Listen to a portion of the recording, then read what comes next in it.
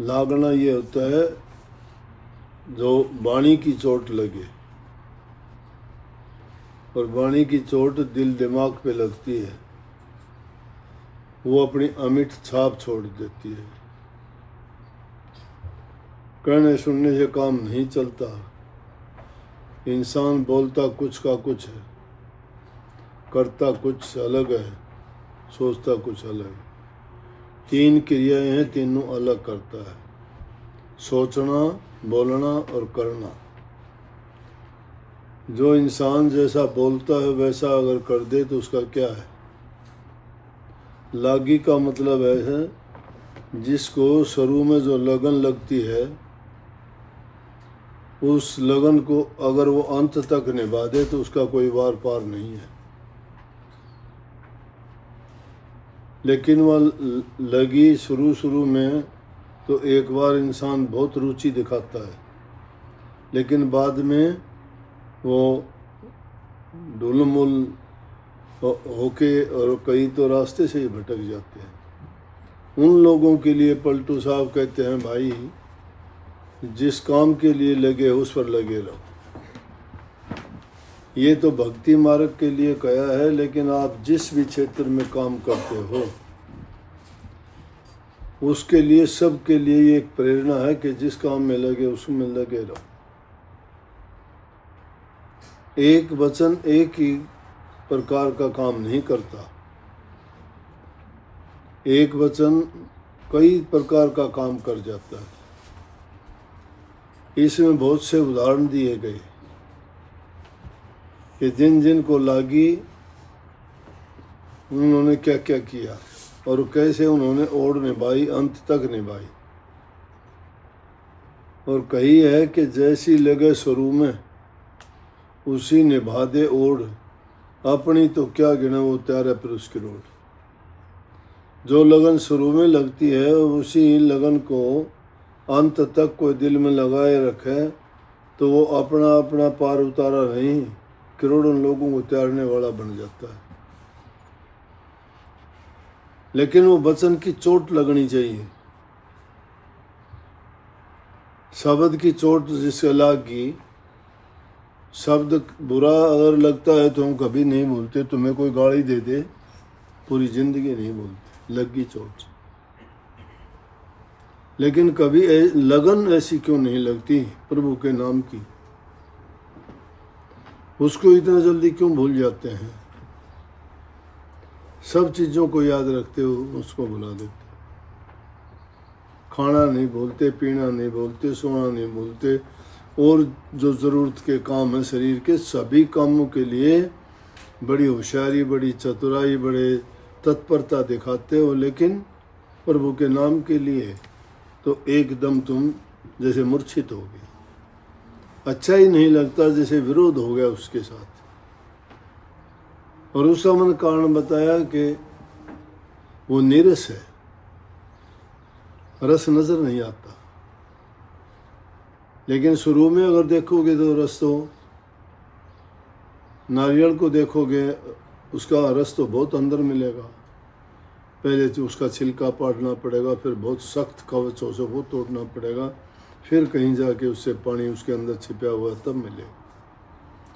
इसी प्रकार से भक्ति रूपी दौलत भी या उस परमात्मा के दर्शन भी बड़े कठिनता से, बड़ी मेहनत के साथ मिलेंगे।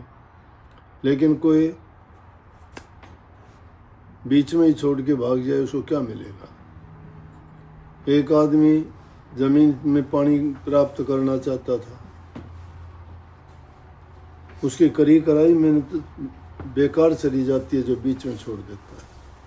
किसी ने कहा कि यहाँ पर तुझे पानी मिल जाएगा, ज़मीन की खुदाई कर, यहाँ पानी 50 फुट पर है। जब उसने 40 फुट खोद लिया, बोला कि मैं तेरे को पानी 40 फुट में बता दूं तो यहाँ 50 में क्या करेगा? उसने खोदने लगा, 30 फुट खोद लिया। एक कहने लगा कि कहाँ तू इसमें फंस गया, 30 फुट पर पानी मैं दिखा दूंगा तुझे, क्यों खोद दे इसको? बोला चल। उसको खोदने लगा, तीसरा आदमी बोला 20 फुट पर मैं बता दूं, क्यों बेकार में वो करता है? उनके कहने के मुताबिक वो एक जगह दूसरे जगह बदलता रहा, वो 50 फुट से भी ज़्यादा खोद लिया उसने और अंत में पानी भी नहीं मिला। तो नासमझी के कारण मेहनत भी इंसान की बेकार चली जाती है। शब्द भी जब चोट लग जाए, किसको चोट लगी, इनमें तो इतनी चोट बताई। किसी ज़माने की बात है, एक नट अपनी कलाबाजियाँ दिखाया करता, तो ऐसा टाइम आया कि कुछ दिन से उसका कोई धंधा नहीं चला। उसका तो काम रोजी रोज़गार वो ही था, खेल दिखाता लोगों को और अपना पेट पालता था, परिवार का अपना।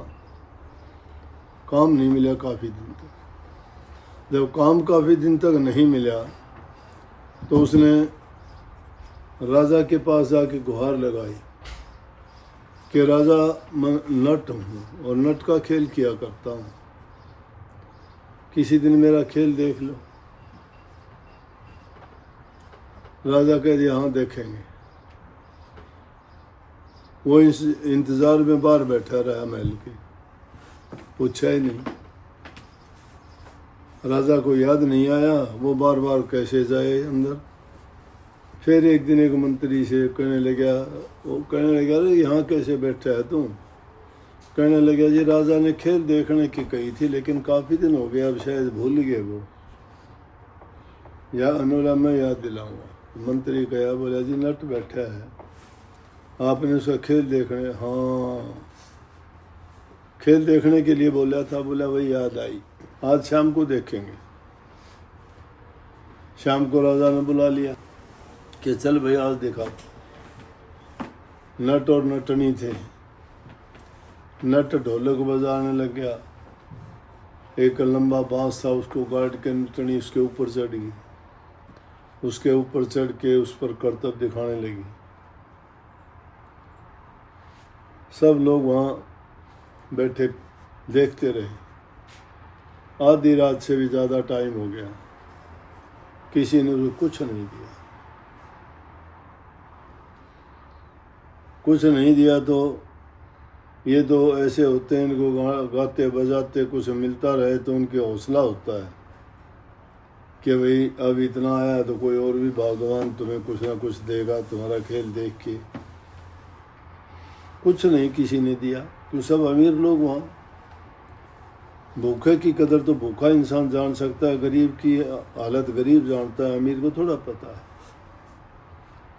किसी ने जब कुछ भी नहीं दिया तो ढोलक पर जो थाप लगाता था वो सारी की सारी थाप अच्छी तरह नहीं लगती। ढोलक बजाना भूल गया, वो आड़ा टेढ़ा मारने लग गया हाथ। अब जो नटनी बांस के ऊपर होती है वो तो ढोलक के सहारे करती है। गाने वाले साजबाज पर जैसे गाते हैं, साजबाज अगर बिगड़ जाए गाने वाला का भी काम बिगड़ जाता है, तो वो ऊपर से बोलती है नटनी।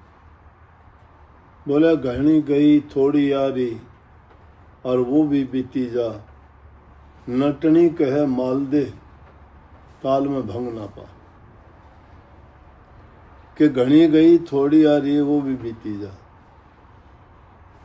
कि रात बहुत सी बीत चुकी है, थोड़ी सी और रही है। दिन निकले तो अपना पीछा छुटाएगा, लेकिन तू जो अपना काम से ढोलक बजाने में ताल में भंग ना गिरे, तू इसको अच्छी तरह बजाता रहे। यह बात सुनी तो वहाँ एक महात्मा बैठा हुआ था। सर्दी का मौसम था, उसके पास कुछ नहीं, कम्बल था। खड़ा हुआ जाके कम्बल पकड़ा दिया नट को, ये सबने देखा महात्मा के पास कुछ नहीं, नंगा बदन एक कम्बल था वो दे दिया। थोड़ी देर के बाद में राजा का लड़का खड़ा हुआ, जाके अपने गले में से हीरे जवाहरात का हार बहुत सुंदर, और जाके उसको पकड़ा दिया। राजा ने देखा बेवकूफ़ है, क्या खूबी नजर आई है। थोड़ी देर के बाद में वजीर की लड़की थी, उसने अपने गले से हार निकाल के दिया। वो जब खेल खत्म हुआ, जब कहने लगे महात्मा जी आपको क्या इसमें इतना अच्छा लगा कि एक कम्बल था वो भी दे दिया। महात्मा कहने लगे मेरे पास और कुछ होता तो भी सब कुछ न्यौछावर कर देता मैं इस पर। इसके वचन जो सुने मैंने मेरी जिंदगी बदल दी। पूरी जिंदगी मैंने भक्ति करी परमात्मा की, त्याग में जीवन बिताया, हर प्रकार का मैंने संयम रखा, कितना कठोर मैंने तप किया, घर छोड़ा, बस्ती छोड़ी, और इतना करने के बाद में मेरे अंदर गिरावट आ गई। मेरी एक स्त्री से बात हो गई, आज रात को मैं उसको लेके भागना था। मेरी उम्र 50 से ऊपर होगी। तो इसने जो बात कही वो मुझे लगी कि तेरे को कह रहा है कि घनी गई थोड़ी रही, अब तो वो भी बीती चली जाएगी। काल में भंग ना पा, जो काम करता है भक्ति के रास्ते में तो ये गिरावट पे मत जा। नीलेश ने मुझे बचा लिया, नहीं तो सब करा आज मिट्टी में मिल जाता। ठीक हुई महात्मा जी। राजकुमार से बोला बेटा आपने क्या देखा कि पिताजी मैं वो काम करने चला था कि मेरा 7 जन्म पाप नहीं मिटता। बोले ऐसा क्या? बोला कि इतने दिन हो गए आप बूढ़े हो गए और मुझे जो है राजगद्दी नहीं संभलवाते, गद्दी से चिपके बैठे हो। मैंने सोचा यूं तो गद्दी दे नहीं, आज रात को मार दूंगा, फिर तो गद्दी मेरी हो जाएगी, राजा बन जाऊंगा। लेकिन जब ये बात कही मेरे मन में आया, अरे बेवकूफ़, जब इतनी चली गई और साल 6 महीने 2 साल कर लेगा, क्यों खामा तुम पिता का हत्यारा बनता है। तो ऐसा जुल्म अगर मेरे से आज हो जाता तो मेरा कलंक तो कभी नहीं मिटता, ये नरकों में जाना पड़ता। इसलिए मैंने सोचा तुझे कह रहा है कि बेवकूफ़ बहुत बीत चुकी, अब तो 1 1.5 साल 2 साल और कर लेगा, राजा तुझे ही बनना है, दूसरा कोई है नहीं, क्यों पाप करता है। फिर लड़की से कही, हाँ बेटी तू बोल तेरा क्या था। बोले जी मैं उम्र से ज़्यादा होगी, मेरी चिंता ही नहीं शादी की। मैंने सोचा ये तो करते नहीं हैं, मेरी वजीर के लड़के से बात हो रखी थी, मैंने सोचा आज रात को हम भाग जाएंगे घर छोड़ के। लेकिन अब ये मन में आया, जब ये वाणी कही तो मैंने सोचा तेरे से कह रहा है कि अब इतनी उम्र तूने बिता दी 30-32 साल की, तो और 1-2 साल में कभी दिन के मन में आएगी कि लड़की शादी लायक है, तो क्यों बेकार में अपनी ज़िंदगी बेकार की। एक बात थी, एक कही गई थी, उन्होंने अपने मतलब के लिए कही गई थी, वही चोट एक उसके दिल पे लगी, उसकी ज़िंदगी बदली, राजकुमार की बदली और राजकुमारी की बदली, लेकिन चोट लगी, वचन की चोट। इसलिए कही है कि जो शब्द गुरु तुम्हें देता है और ये बताता है, वो चोट बैराग की अगर हमारे दिल पर लग जाए तो उसको अगर हम निभा दें तो उसके लिए कहा है कि अनेक परेशानी कठिनाई आएंगी, लेकिन लगा रहना, उससे पीछे नहीं हटना। जो हट जाते वो किसी काम के नहीं रहते, लेकिन जो लगे रहते हैं वो अपने उद्देश्य में सफल होते हैं, अपना काम कर जाते हैं। कितनी कही, बलख बुखारा के बादशाह का नाम लिया। बलख बुखारा के बादशाह को क्या चोट लगी, कैसे उसने निभाई। अंत राजा होते हुए एक बांदी ने आँख खोल दी उसकी। 1.25 मन फूलों की सेज पर सोता था और बांदी रोजाना उसकी सेज बिछा के जाती, फूल बिछाती। एक दिन नौकर बांदी ये बेचारे थके होते, सारा दिन उनसे काम लेते हैं, एक दिन फूल बिछा के उसने सोचा राजा को क्या आनंद आता है, मैं भी इस पर लेट के देखूं। वो लेटी, उसको नींद आ गई। राजा आ गया, राजा ने देखा बांदी नौकरानी की, ये हिम्मत राजा की सेज पर सो जाए। कोड़ा उठाया, मारना शुरू कर दिया। जब 2-4 मारे, जब तक तो उसको थोड़ी सी उसने ये चेहरा उदास किया और उसके बाद वो हंसने लगी। राजा ने सोचा तू इतने जोर से कोड़े बरसाता है, जो इसके शरीर पर ऐसे दाग भी डाल रहे हैं, इतनी चोट करते हैं, इतना दर्द होता है, और ये हंस रही है।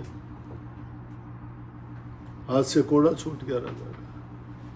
कहने लगे बांदी क्या बात है, तुझे रोना चाहिए था, तू हंस रही है। कहने लगी राजा हंसी मुझे इसलिए आई कि आज मैं 2-4-10 मिनट आपकी सेज पर सोई फूलों पर, मुझे सज़ा इतने कोड़ों की मिली। आप तो बचपन से इस सेज पर सोते आए हो। मैंने मन में सोचा कि राजा को क्या सज़ा मिलेगी, ये चोट लग गई दिल पर।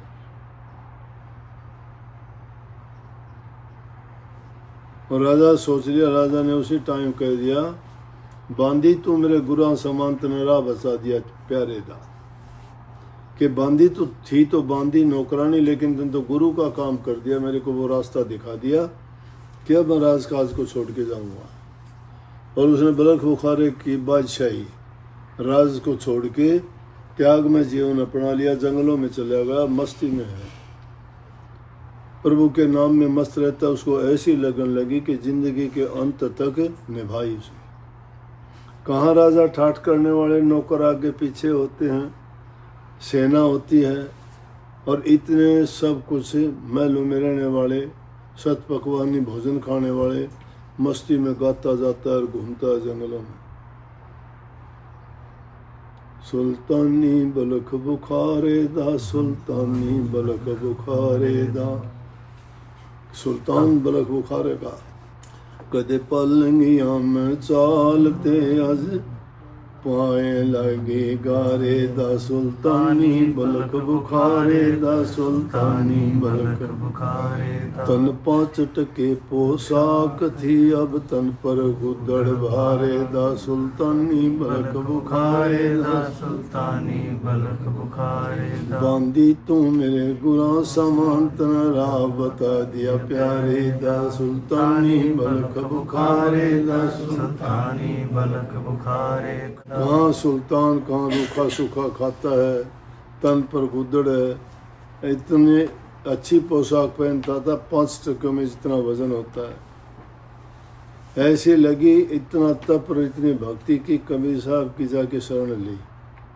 कबीर साहब ने उनको नाम की दीक्षा बख्शी और उन्होंने ऐसी नाम की कमाई की कि जंगल में रह के वो तप किया कि सारी सिद्धि शक्तियाँ उसमें आ गई, जो चाहता वही हो जाता। वहाँ से उसको ढूंढते ढूंढते काफ़ी सालों के बाद उसके राजकाज के जो मंत्री थे वो आ गए, पहचान लिया। कहने लगे राजा चल अब तो बहुत हो गया,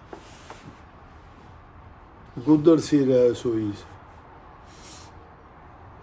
उन्होंने बहुत जिद करी, बोला चल पड़ूंगा, और सुई उठा के पानी में फेंक दी कि सुई निकाल के ला दो। बोला सुई अभी इतने गहरे पानी में है, बह जाएंगे हम तो, कहाँ से सुई मिलेगी, वो भी बह गई होगी, कहाँ गई होगी। और एक सुई की बात क्या करते हो, आपको राज वापिस मिलने लग रहा है, उसमें सारी जो आप कहोगे, आपका हुक्म हो तो जो कहोगे वो आ जाएगा। एक सुई क्या मायने रखती है। बोला सुई वही चाहिए, फिर चलो। बोला ना तुम अगर मुझे वहाँ ले जाने में कोई फ़ायदा नहीं, कोई शक्ति नहीं, तो मैं क्यों अपना जो काम करता हूँ उससे मुझे रोकते हो। बोला मैं दिखाऊँ तुम्हें, सुई निकाल के लाऊँ। उसने पानी की तरफ यूँ दृष्टि करी तो मछली सुई मुँह में लेके बाहर आ गई। बोला ये लो। बोला ऐसा मिलेगा तुम्हारे राज्य में। बोला राजा ये तो नहीं हो सकता, ये नहीं हो सकता तो जाओ अपने घर। मैंने इस चीज़ को प्राप्त करने के लिए, जिस चीज़ को प्राप्त करने के लिए निकला था वो मुझे प्राप्त करनी है और हासिल कर ली। इसलिए कहा कि सुल्तानी बलख बुखारे को लागी तो ऐसे निभाई। इसलिए हमें प्रेरणा देता है कि भाई आप भी अपने जीवन में अनेकों प्रकार के काम करते हो, सबके लिए कहता हूँ मैं, उन्होंने तो कही थी एक काम के लिए। जिस काम में भी आप लगे हुए हो या लगे हो, वो सब के लिए ये प्रेरणा देता है कि जिसमें लगे हो उस काम को पूरा कर लगे रहना, धैर्य रखना, घबरा मत जाना, काम को छोड़ मत देना। अगर छोड़ दोगे तो तुम फिर सफल नहीं हो सकोगे, और उस काम को लगे हुए निभाते चलोगे। दुख सुख परेशानी आती रहेंगी, लेकिन अंत में तो और निभाओगे तो प्रभु तुम्हारी मदद करेगा और तुम्हें सफलता अवश्य मिलेगी। राधा।